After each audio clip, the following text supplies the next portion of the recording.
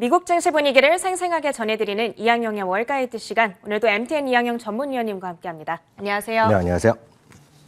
네, 목요일 미국 장 다시 한번 상승을 했습니다. 시장의 움직임 자체는 그렇게 크지는 않았는데 신고가를 조금 더 올려 세웠더라고요. 어떻게 판단하셨어요? 네, 맞습니다. 오늘은 모처럼 3대 지수가 같이 좀 올라갔습니다. 물론 다우지수는 상승폭이 거의 없습니다. 아주 조금 올라갔지만 그래도 플러스는 플러스로 일단 끝났습니다.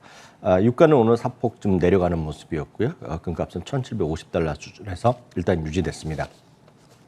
말씀드렸다시피 S&P 500과 다우지수는 다시 한번 사상 최고가로 마감했고요. S&P 500은 올해 들어서 47번째, 그리고 다우지수는 34번째나 사상 최고가 기록을 갈아치우는 아주 놀라운 모습을 보여주었습니다. 최근 들어서 헬스케어 주식이 모더나 이런 것들이 좀 약하면서 주가 좀 쉬었었는데요. 오늘 헬스케어가 강세였고요. 오늘 이제 나스닥의 반등에서도 여러분 보셨겠지만 기술주가 오늘은 상승을 좀 주도하는 하루가 되겠습니다.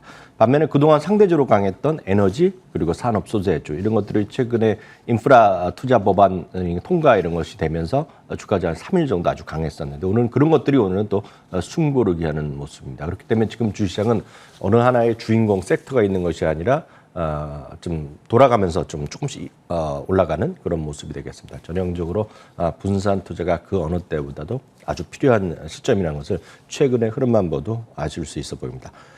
전체적으로 보면 2주 연속으로 신규 실업 청구 건수가 딱 예상 수준이 나왔고 좀 낮아지는 내려가는 모습을 보여줬습니다. 전주 대비 2,000건이 감소했고요. 37만 5천 건이 나왔습니다. 신규 실업 청구를 연속으로 계속 실업들 청구를 계속하는 것을 연속 실업 청구 건수라고 얘기하고 있는데요. 286만 명으로 나와서 2주 연속으로 작년 3월 중순 이후 최저치, 그러니까 팬데믹 이후에 최저 수준을 2주 연속 기록을 하면서 이것은 역시 지난 주말에 나왔던 고용 보고서와 함께 고용 시장의 회복세가 좀 뚜렷해지고 있다는 거죠. 그리고 결국 일자리를 찾아서 좀 나가기 하는 사람들이 분명히 나서 보이고 있다는 것을 보여주는 경제 지표가 되겠습니다. 네, 방금 보여주신 이 고용 어떤 결과가 좀 긍정적으로 나오다 보니까 시장 자체는 좀 상승을 하기는 했지만 그 안에서 그동안 잘 갔던 종목들 그리고 그동안 좀 못 갔던 종목들 간의 순환매 장세가 펼쳐지는 하루였던 것 같습니다. 그럼 주요 종목별 흐름들은 어땠는지 확인을 해볼게요. 오늘 다우지수를 가장 크게 주도했던 종목으로는 세일즈포스가 꼽히고 있거든요. 주가 흐름 어땠습니까? 네, 맞습니다. 오늘 세일즈포스닷컴과 애플이 다우 30주 주식 중에서는 제일 강한 모습이 되겠습니다. 세일즈포스닷컴이라는 건 고객 관리 기업이라고 보시면 되겠는데요. 대부분의 우리나라 기업들도 큰 기업들은 거의 다 여기 세일즈포스닷컴의 고객사라고 보셔야 되겠는데요. 어찌됐건 2.8%나 올라가면서 다우 30개 중에서 가장 강한 흐름을 보여줬습니다. 애플도 2% 올라갔고요. 마이크로소프트 이런 것들이 2, 3일째 많이 빠지진 않았지만 최고가를 기록하지 못했었는데요. 오늘 마이크로소프트가 1.00% 올라가면서 다시 한번 사상 최고가로 마감했습니다. 구글도 마찬가지죠. 구글은 엄청 폭이 높은 건 아닙니다. 그래서 크게 올라가는 것은 아닌데 문제는 꾸준히 사상 최고가를 기록하고 있다는 놀라운 모습을 보여주고 있고요. 페이스북도 0.75% 올라갔습니다. 검은 돌이를 아시죠? 블랙락이요. 블랙락은 오늘까지 며칠 올라가는지 아십니까? 11일 연속으로 상승. 11일이요? 네, 11일 연속하면 흔히 해서 과열은 맞습니다. 왜냐하면 한 8, 9일 연속 올라가면 우리나라 지수에서도 과열이라고 표시하는데 여하튼 뭐 그런 거는 상관없이 여하튼 11일 연속 상승했고요. 사상 최고가도 이틀 연속 기록하는 모습입니다. 반면에 좀 아쉬운 것도 있죠. 최근에 삼성전자의 하락과도 맥을 같이 하는 것인데요. 모건 스탠리에서요.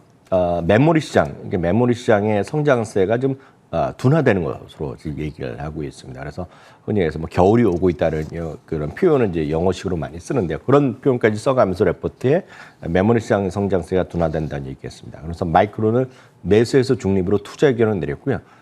목표 주가를 $105에서 $75로 이거 30%나 깎은 건 상당히 심한 건데요. 여하튼 그렇게까지 내린 것이 오늘 주가의 마이크론 테크놀로지의 6.37%의 하락을 가져왔다고 보셔야 되겠고요. 참고적으로 제가 지난주에도 한번 말씀드렸지만 에둘러서 표현을 해드렸지만 미국과 유럽으로는 지금 돈이 계속 성큼성큼 돈이 들어오고 있고요.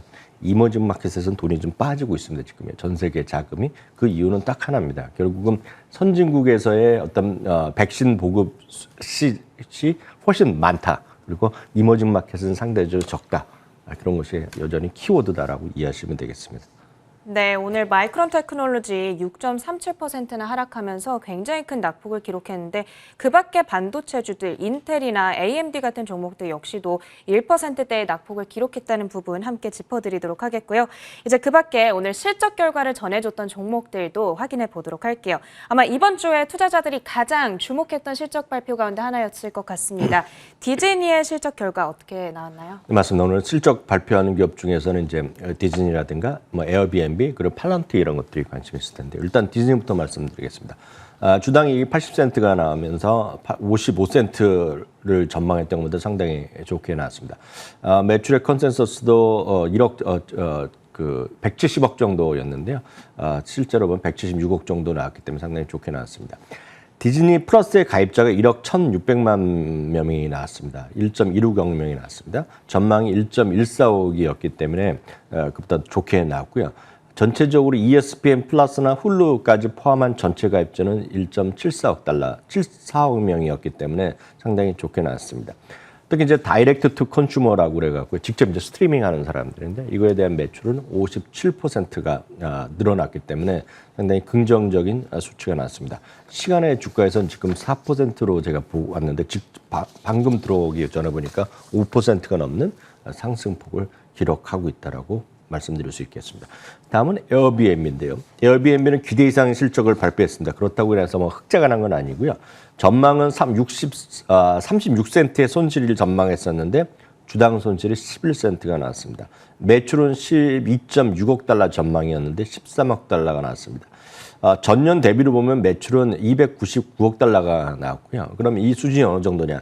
2019년 대비도 10%가 넘게 나왔습니다. 상당히 좋게 나왔지만 그래서 여기까지 나왔을 때는 주가 훅 올라가다가요. 결국에 시간에서 3% 넘게 빠지고 있는데 왜냐하면 하반기에도 3분기에는 이제 실적이 좋을 거라고 얘기를 하고 있지만 베스트 실적이 나올 거라고 얘기하고 있지만 이런 상승세가 이어지지 못할 거라는 얘기가 없습니다. 이것은 왜냐하면 어떤 코로나의 확산에 따라서 어떤 여행 수요가 위축될 수도 언제라도 그럴 상황을 우리가 배제할 수는 없고 이게 미국만 하는 것이 아니라 전 세계에서 에어비앤비 산업화이기 때문에 회사 측에서 상당히 보수적 전망을 얘기했거든요. 바로 이러면서 시간에서 주가가 좀 많이 떨어졌다라고 이해하시면 되겠습니다. 네, 실적을 전해준 두 가지 종목들 먼저 확인해봤습니다. 그럼 이제 가장 눈에 띄는 흐름들을 보였던 특징주들도 확인해 보려고 하는데요. 팔란티어가 오늘 11.4%나 급등을 했네요. 한마디로 급등을 했는데 이것도 역시 실적이 나왔는데요. 이익은 이제 기대 수준의 그 이익이 나왔습니다. 주당 이익은 4센트였는데 전망도 4센트였습니다. 그래서 뭐 깜짝이나 이런 건 아니에요. 딱 부합 정도였는데요. 매출은 이제 기대보다 많이 났죠. 3.5억 달러였는데 3.7억 달러가 넘게 나왔습니다. 근데 이제 더 흥미로운 것은 매출이요. 전년 동기 대비 49%, 매출이 50% 늘었고 특히 앞서 말씀드렸던 가이던스를 발표 못하는 것도 있고 좀 보수적으로 얘기하는 에어비앤비도 있지만 팔란티어는 가이던스를 기대 이상을 발표했는데요. 그 중에서도 제가 봤을 때 더 흥미로운 것은 아시다시피 이제 팔란티어라는 것은 최초의 고객이 혹시 누군지 아시는지 모르겠지만 이사회까지 직접 참여할 정도로 최초의 고객은 CIA였습니다. CIA요? 예. CIA나 국방부 이런 것들, 그러니까 정보기관이라는가 전 세계 기업들이 국방에 다는 이제 정부 사이드가 그 주요 고객이었는데 그래서 팔란티어에 대해서 걱정하는 사람들 그리고 앞으로 정말 돈을 많이 벌 수 있을까 얘기하는 사람들은 민간 분야가 많이 늘어나야 된다는 얘기하고 있습니다. 그래서 이 팔란티어가 상당히 그 컸던 거가 파이자나 이런 것들이 있지 않습니까? 제약회사들도 많이 고객 수로 이제 확보했다라고 이제 뭐 최근 1년수에 많이 뉴스가 났는데요. 미국의 민간 분야 매출이 전년 동기 대비 90%가 늘어났습니다. 그래서 민간 쪽에서 많이 확대했다는 얘기가 되겠고요. 특히 흥미로운 것은 고객 수는 이거는 전년이 아니라 전분기 대비 고객 수 전체 그 팔란티의 고객사가 되는 거가 32%가 늘어났다고 합니다. 뭐 또 어느 고객인지는 모르죠. 다만 이제 연말까지 고객 수를 100%를 늘리게 했기 때문에 이런 것들이 좀 팔란티어를 관심 있는 분들은 오히려 당장의 숫자보다는 그런 쪽에 좀 관심 갖고 보면 좋을 것 같고요. 오픈도어는 진로우와 함께 그 모바일이나 온라인으로 그 리얼터, 그러니까 부동산 매매를 도와주는 쪽인데요. 예상보다 적은 손실을 나오면서 오픈도어도 24%나 오늘 주가가 올라갔습니다. 어찌되었건 그 비트코인 같은 가격의 등락에 따라서 움직이는 것이 코인베이스인데 오늘 비트코인 가격이 조금 더 내려오면서 코인베이스도 오늘 7%나 떨어졌고요. 범블 또 아시는 분 계실 것 같습니다. 데이팅 앱 중에 하나 뭐 여성인을 중심으로 한다고 얘기하는 것인데요. 예상보다 큰 손실이 좀 났습니다. 그렇지만 매출은 기대 이상 났고요. 3분기 가이던스를 상회하면서 주가는 좀 전체적으로 보면 오늘 좀 반등하는 그런 모습을 보여주었습니다. 네, 가장 큰 움직임을 보였던 종목들 우리가 주목해야 되는 포인트 요약하면서 정리해 주셨습니다. 이제 2분기 실적 시즌이 이제 마무리 국면에 접어들고 있거든요. 지금 이쯤에서 우리가 그동안 나왔던 실적들 좀 결산하는 시간을 가져보려고 해요. 네, 팩트셋 기준으로 보면 지금 거의 모든 기업이 실적을 발표했다고 보면 됩니다. 지난 주까지 89%, 이번 주까지 하면 한 92% 정도 실적을 발표했는데요. 지금까지 발표한 기업의 87%는 기대 이상의 실적을 발표했습니다. 이것은 2008년 직계 이래 최고가 되겠고요. 증가율로만 보면 이익 증가율은 88%, 2009년 4분기 이후 최대입니다. 지금 보여드린 것은 이제 매출인데요. 매출은 24.7%가 늘어나서 팩트셋이 생기면서 직계를 시작한 이래 최고 수준이 나오고 있습니다. 특히 이제 주목할 만한 것은 오늘도 마찬가지지만 월가의 이익 전망이나 목표 주가의 상향 러시가 이루어지고 있다는 것입니다. 물론 내리는 것도 있겠죠. 그럼 이제 S&P 500에 대해서 목표 주가를 다 제시할 수 있지 않습니까? 그래서 이건 수학적으로 충분히 가능한 수치가 S&P 500에 대한 개별 기업에 대한 목표 주가를 다 만들면 그게 바로 시가총액을 계산할 수 있습니다. 그럼 이제 S&P 500이 나오는데요.